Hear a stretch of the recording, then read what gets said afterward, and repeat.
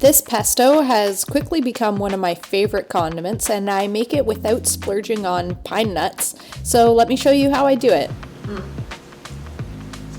Not gonna lie, this might be the best one that I've actually done so far. So one day I had this idea that I wanted to make pesto, but then I remembered pine nuts are expensive. And for good reason. It takes a long time for those specific types of pine trees to grow, and it's really labor intensive to extract the nuts. So I was like, what else do I have around? And I did have some raw unsalted cashews. Googled to see if anybody done this before, and they had. And one of the main takeaways that I got from one recipe that I found online was that they had an equal volume of cashews to basil. So that's the main foundation of what I'm going to be creating right now. I don't have a big fancy food processor, but what I do have is an attachment for my inversion blender. Thank you, Mom. Just take this part off, and then I've got this little guy. This just screws on here, and this just screws on here. So firstly, it's just super easy. I'm actually just gonna dump my cashews straight in there. And then the basil, you really want to make sure that it's actually packed. The volume of basil is packed basil. So this is a half cup of cashews, this is a half cup of basil, and it's squishing down more than I really want it to, although some of it's wet. I did wash it pretty thoroughly, but I'm just gonna pad this guy up with a little bit of parsley. I've also had really great pestos made entirely with parsley, so that's also a completely viable option. Dump this right in there. Obviously, as it comes out, there is a lot more. I am going to now rough chop a little bit of garlic to throw in. Just get that peel off. And I don't need to chop it too small.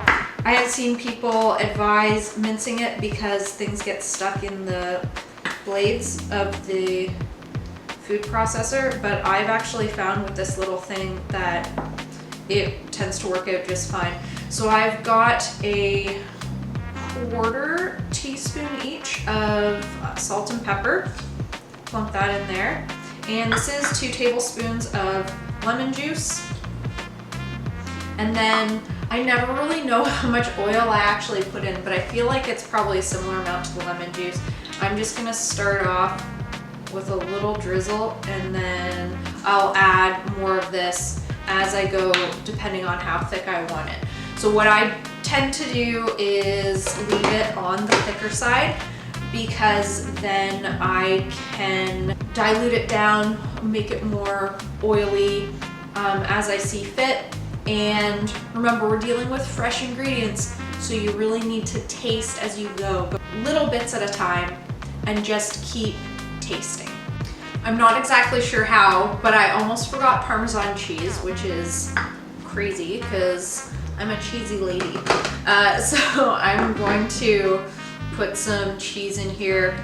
I feel like it should be around the same as lemon juice. So let's start off with about 2 tablespoons of Parmesan cheese. Just going to pop this lid on here and start it off with just a little bit of pulse.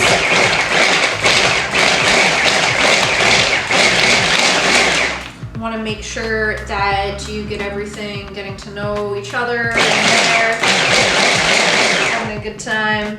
And then I'm just going to crank it, let it roll.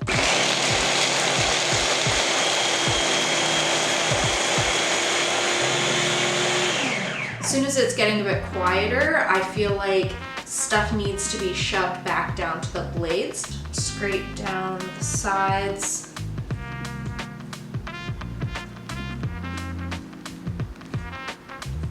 There's still some pretty big chunks of nuts in there, but that's okay because we're gonna go again. You know what, I can just tell by looking at it, it does need a little bit more oil, so I'm gonna splash a bit more in right now.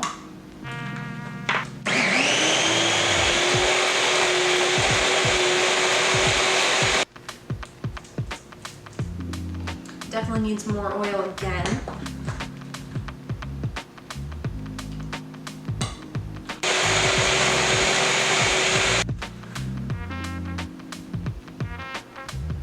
This should be the last time.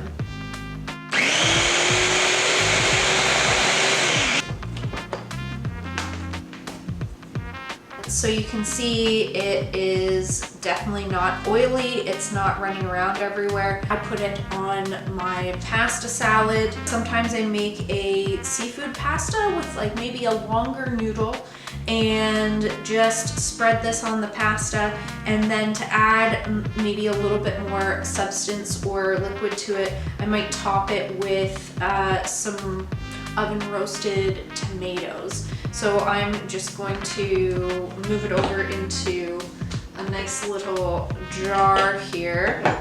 I got these jars from Dollarama down the street, and I have just been using and reusing and reusing. The seal is tight. They make my life easier. They're nice and small to store things in the fridge. And I do a lot of stuff in pretty small batches. And then I'm just gonna have this lovely little jar of cashew pesto, tons of flavor, and I just really enjoy it on a lot of different things.